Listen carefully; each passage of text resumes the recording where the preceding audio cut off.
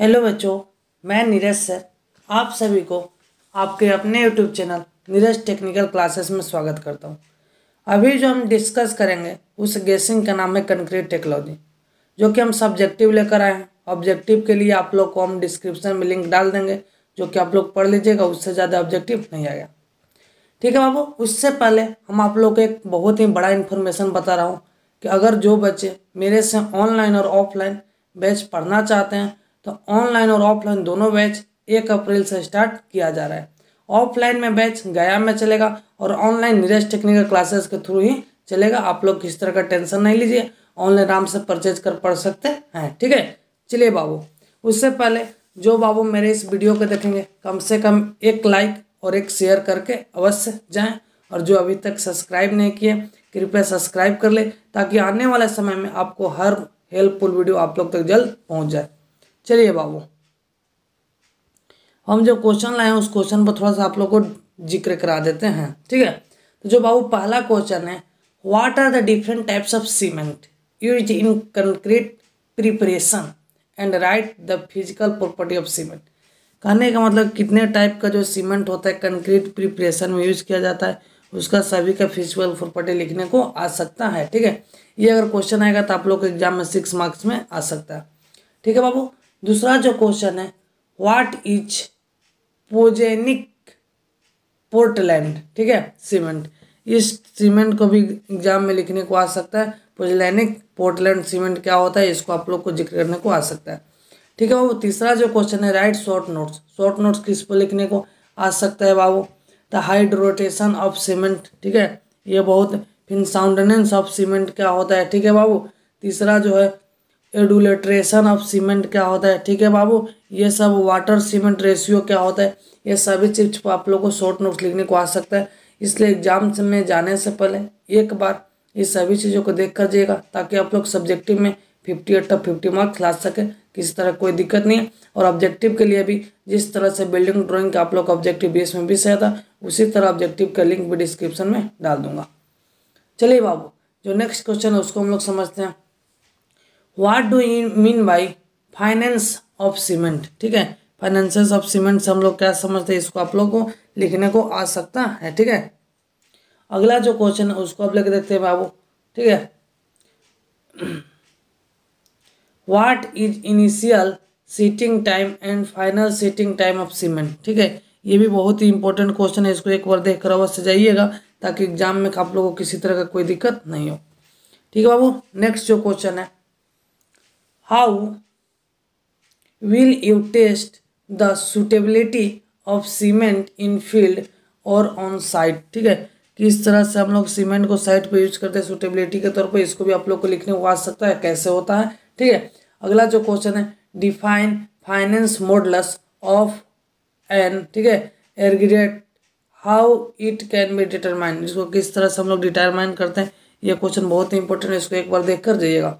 उसके बाद जो नेक्स्ट क्वेश्चन है, explain bulking curve of sand, ठीक है। बल्किंग कर्व ऑफ सैंड को भी एक्सप्लेन करने को आ सकता है, इसको एक बार देख कर अवश्य जाइएगा, ठीक है बाबू। उसके बाद जो नेक्स्ट क्वेश्चन है 2 से 3 बार आप लोगों को पूछा गया, इसको एक बार देखकर चल जाइएगा।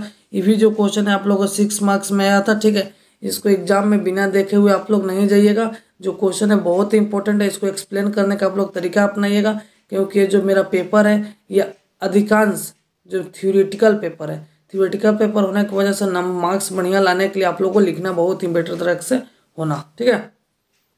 चलिए बाबू, जो नेक्स्ट क्वेश्चन है उसको हम लोग देख लेते हैं, ठीक है। Define absorption value of aggregates, explain the procedure to determine the absorption value of aggregate, ठीक है। ये भी बहुत ही इंपॉर्टेंट क्वेश्चन है एग्रीगेट वाला, ये बहुत ही इंपॉर्टेंट है, इसको एक बार देख कर ही जाइएगा एग्जाम में, ताकि किसी तरह कोई दिक्कत नहीं हो, ठीक है। उसके बाद write down the importance of sand as a ingredient of concrete in detail.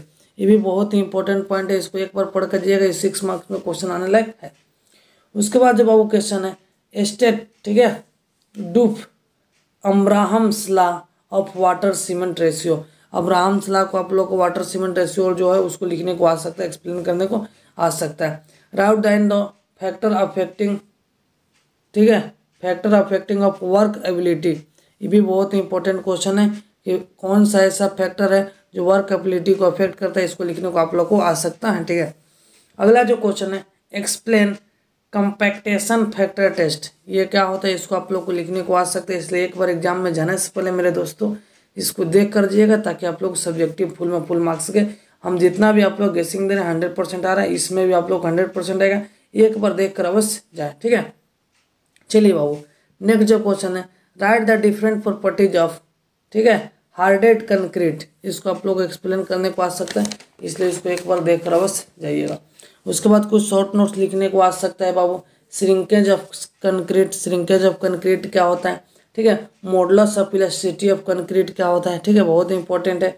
ठीक है, उसके बाद कैरिंग ऑफ कंक्रीट क्या होता है, कैरिंग ऑफ कंक्रीट, उसके बाद एनडीटी, ठीक है, नॉन डिस्ट्रीब्यूटिंग टेस्टिंग क्या होता है, ठीक है बाबू, ट्रांसपोर्टिंग कंक्रीट क्या होता है, ये सभी चीज़ को आप लोग को जिक्र करने को आ सकता है। ठीक है, अगला जो क्वेश्चन है in list various method of mix design, mix design का आप लोग को वेरियस मेथड लिखने को आ सकता है, इसलिए एग्जाम में जाने से पहले इसको एक बार अवश्य देख ले। अगला जो बाबू है describe the compressive strength test for concrete, ये भी इंपॉर्टेंट क्वेश्चन है, इसको एक बार देख कर अवश्य जाइएगा।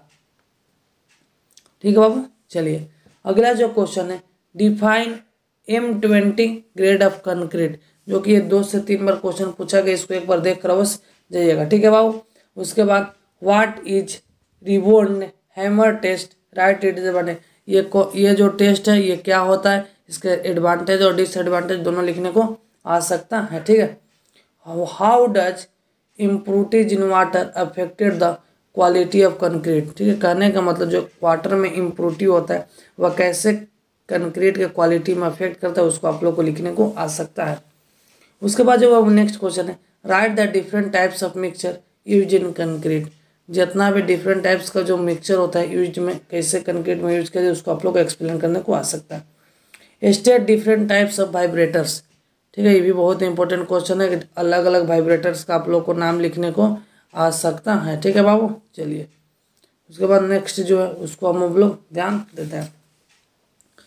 ठीक है, चलिए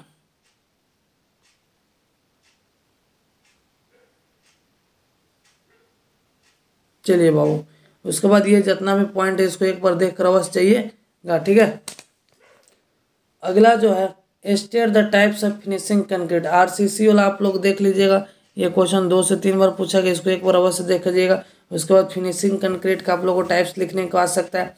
उसके बाद write explain the different method of curing, curing का डिफरेंट मेथड, अलग अलग मेथड को नाम लिखने को एक्सप्लेन करने को आ सकता है। उसके बाद explain types of joint provided in concrete with necessity, आखिर क्यों इसका ज़रूरत होती है टाइप्स ऑफ ज्वाइंट को, इसको आप लोग को एक्सप्लेन करने को आएगा, कितने टाइप्स का इसका ज्वाइंट होते हैं। उसके बाद राइट शॉर्ट नोट्स ऑन, ठीक है, किस किस पर आप लोग और शॉर्ट नोट लिखने का, जितना भी शॉर्ट नोट उसको एक बार देख कर अवश्य जाइएगा।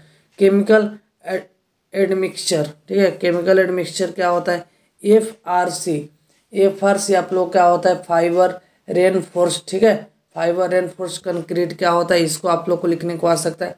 उसके बाद प्रीकास्ट कंक्रीट क्या होता है, उसके बाद RMC को रेडी मिक्सचर कंक्रीट क्या होता है, उसको आप लोग को लिखने को आ सकता है।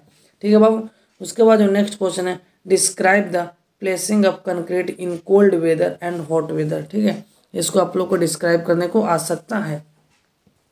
उसके बाद जो नेक्स्ट क्वेश्चन है बाबू what do you mean by exposure condition in concrete abrade structure, ये भी बहुत ही क्वेश्चन इंपॉर्टेंट है, इसको एक बार देख कर जाइएगा।